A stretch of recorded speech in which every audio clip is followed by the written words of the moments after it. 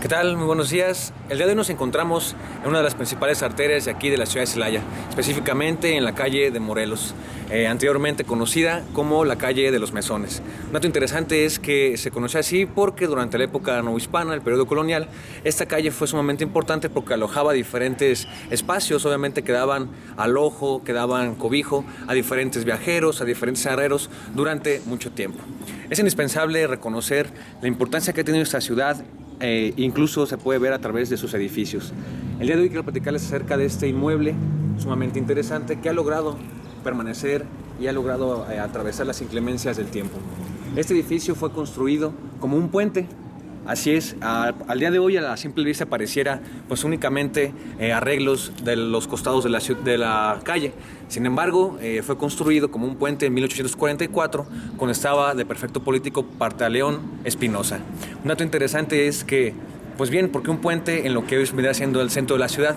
La ciudad de Celaya durante el siglo XVIII, siglo XIX, fue una zona lacustre, es decir, una zona que contaba con diferentes riachuelos, que contaba con diferentes manantiales, ríos y diferentes arroyos. En ese sentido, por aquí atravesaba una bifurcación de lo que es el río Laja, conocido como el Rillito. Este era un río que atravesaba diferentes puntos de la ciudad y que incluso dotaba de agua a lo que a la parte posterior era la entonces fábrica de Lucas Alamán, la fábrica de Zempoala. Dato sumamente interesante también porque, como les comentaba, esta zona era sumamente lacustre. Pues bien, este puente que hoy pareciera, como les digo, solamente parte ornamental de lo que es la calle principal, en realidad funcionó de manera muy interesante. Otro dato fundamental que es conocer es principalmente quién fue el artífice de este edificio.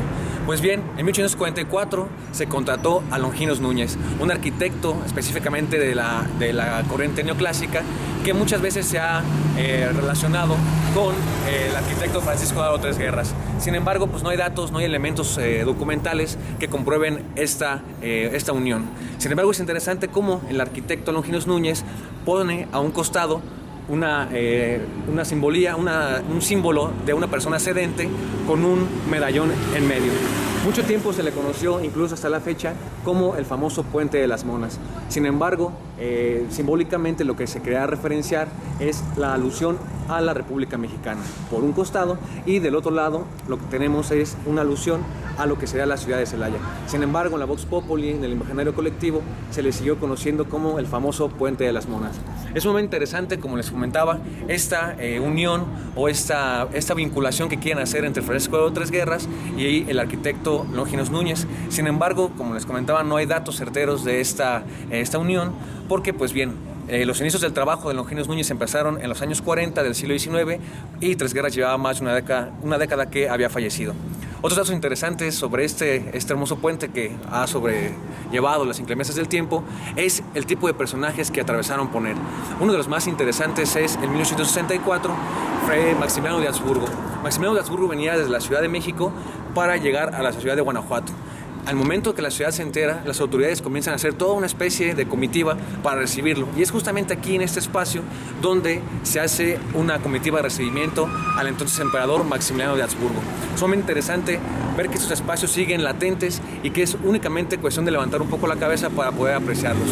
Otros personajes interesantes que también atravesaron por aquí fueron posteriormente Benito Juárez, José María Iglesias y diferentes presidentes de la República, dado que esta era la principal avenida para ingresar al centro de la ciudad.